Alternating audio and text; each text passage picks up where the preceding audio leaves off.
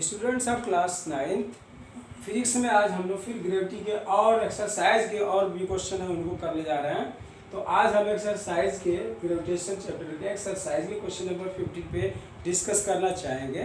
Question number 15 यह है कि a stone is thrown vertically upward with an initial velocity of 40 metre per second taking g equal to 10 meter per second square. Find the maximum height reached by the stone.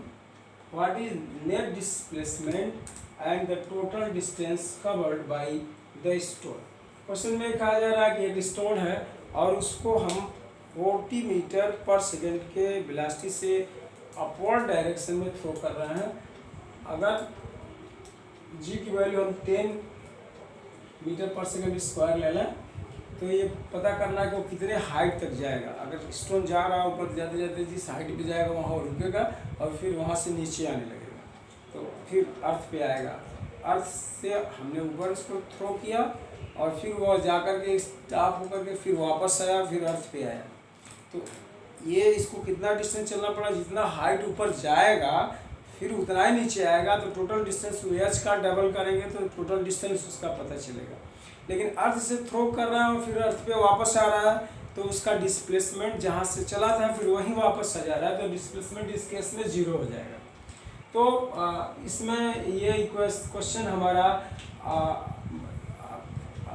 Motion under gravity वाला है और आपका particle object upward direction में move कर रहा है।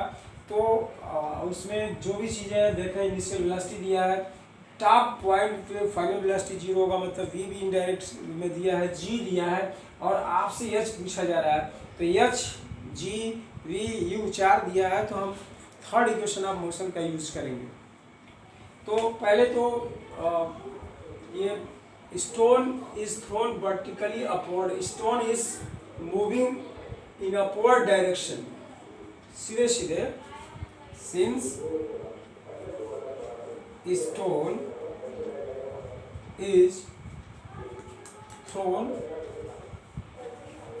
is thrown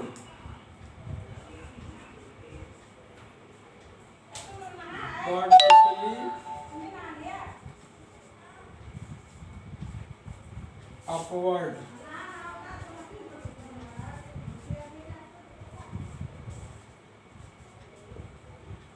और given that ये दिया हुआ है इसकी initial velocity 40 metre, initial velocity को u से डिनोट करेंगे, initial velocity u 40 metre per second है।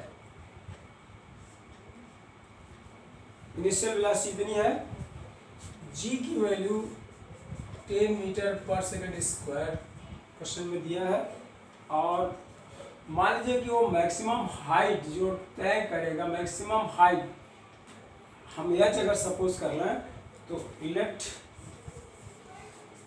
The maximum height be h।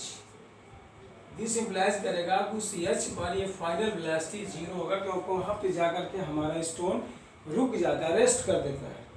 और इस केस में हमारे पास 4 फिजिकल क्वांटिटी है, u है, g है, v है और h फाइंड करना है। h हमको दिया तो h फाइंड करना है।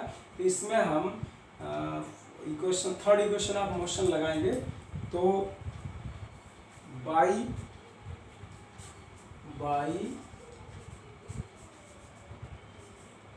Third equation of motion, upward motion है, g के अपोजिट चलना है तो g को निगेटिव यूज करेंगे। ये हमारा हो जाएगा v square is equal to u square minus 2gh। यहाँ से इसकी वैल्यू 0 हो जाएगी, u की वैल्यू 40 का स्क्वायर हो गया, 2 इंटू 10 इंटू h हो गया। इसका प्रोडक्ट करके हम ला दें इधर, ये हो जाएगा 20 इंटू h और ये हो जाएगा 40 इंटू 40, h हमारा हो जाएगा 40 इंटू 40 बाई 20 ये 2 हो गया तो ये हो जाएगा 80 मीटर, इस हाइट तक हो जाएगा। तो इसमें डिस्प्लेसमेंट डिस्टेंस जो पहले तो डिस्प्लेसमेंट इसका देखेंगे, डिस्प्लेसमेंट जिस डिस्टेंस से अर्थ से 80 मीटर ऊपर गया 80 मीटर नीचे आया तो ये डिस्प्लेसमेंट तो 0 हो जाएगा। और टोटल डिस्टेंस क्या हो जाएगा, टोटल डिस्टेंस 2 × 80 हो जाएगा, 160 मीटर हो जाएगा। तो ये आपका ये क्वेश्चन हुआ।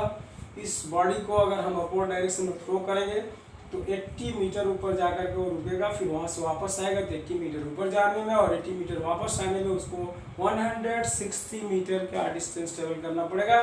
डिस्प्लेसमेंट के पॉइंट ऑफ व्यू से जिस प्लेस से ऊपर गया फिर वहीं पे वापस आता है, तो फाइनल और इनिशियल पोजीशन दोनों सेम हो जाने पर डिस्प्लेसमेंट 0 होता है, इसलिए इसका डिस्प्लेसमेंट 0 हो जाएगा। तो इस तरह से आप इस क्वेश्चन को देखेंगे, इम्पॉर्टेंट अच्छा क्वेश्चन है। इसके बाद एक क्वेश्चन और 21 हमने चूज किया है। 21 के लिए सॉल्यूशन आपके सामने करना है। Solution, the volume of 50 gram of a substance is 20 cm3। एक कोई सब्सटेंस है जिसका वॉल्यूम 20 cm3 है और उसका मास जो है 50 ग्राम है। कहा जा रहा है कि if the density of water is 1 gram per cubic centimetre, water की डेंसिटी अगर 1 ग्राम पर क्यूबिक सेंटीमीटर है तो क्या ये सब्सटेंस वाटर में फ्लोट करेगा या सिंक कर जाएगा। तो फ्लोट और सिंक का कंडीशन यही है कि अगर किसी बॉडी का किसी सब्सटेंस का डेंसिटी वाटर के डेंसिटी से ज़्यादा है तो उस बॉडी को वाटर में आप ड्रॉप करोगे, इमर्ज करोगे तो वह बॉडी उस वाटर में चाहे लिक्विड में सिंक हो जाएगा। लेकिन अगर वाटर या लिक्विड की डेंसिटी सब्सटेंस की डेंसिटी से ज़्यादा है तो अब थ्रस्ट ज़्यादा लगने के नाते वो बॉडी उस लिक्विड में फ्लोट करता है। ये फ्लोट के दो कंडीशन है, पार्शली इमर्ज होकर के फ्लोट करना या टोटली इमर्ज होकर के फ्लोट करना। तो पार्शली इमर्ज होकर फ्लोट करने का मतलब जैसे बोट हमारी यदि कुछ पार्ट उसका बाहर निकला रहता है और बिल्कुल टोटली इमर्ज होकर के सारा पार्ट डूबा हो और अर्थ ये वाटर लेवल के ऊपर वाले सरफेस पे सारा चीज़ डूबा हो और वहाँ वो फ्लोट करता हो। तो कंडीशन यहाँ पे कि फ्लोटिंग का कंडीशन तब यहाँ पे किसी भी ऑब्जेक्ट का हम डिसाइड कर सकते हैं कि फर्स्ट ऑफ ऑल हम इस सब्सटेंस की डेंसिटी फाइंड करें और फिर वाटर के डेंसिटी से कंपेयर करें। अगर उसकी डेंसिटी इस वाटर की डेंसिटी से ज़्यादा हुई तो वो वाटर में सिंक हो जाएगा। तो यहाँ से first of all volume of substance कितना है, वॉल्यूम ऑफ सब्सटेंस हमारा 20 क्यूबिक सेंटीमीटर है। मास ऑफ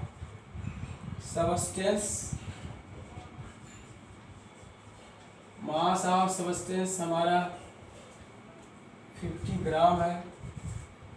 डेंसिटी इसका निकालें, डेंसिटी जो होता है ये मास अपॉन वॉल्यूम के इक्वल होता है। मास अपॉन वॉल्यूम, तो मास हमारा 50, वॉल्यूम 20, 0 से 0 कट जाएगा, 2.5 ग्राम पर cm3 इसकी डेंसिटी हो गई। तो सब्सटेंस की डेंसिटी इसकी ऐसे वाटर की डेंसिटी क्या है, density of water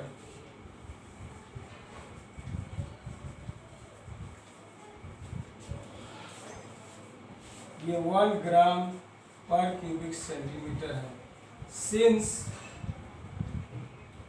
density of substance density of water, देख रहे हैं कि डेंसिटी ऑफ सब्सटेंस वाटर की डेंसिटी से ज़्यादा है। Density of substance greater than density of water, let denote by small d, this ds dw ds means density of substance, dw is density of water. Density of water 1 gram per cubic centimeter, density of substance आप 2.5 ग्राम per cubic centimetre find किया है, तो ये implies करेगा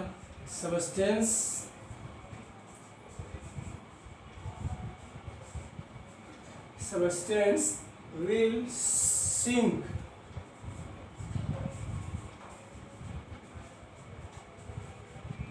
in water.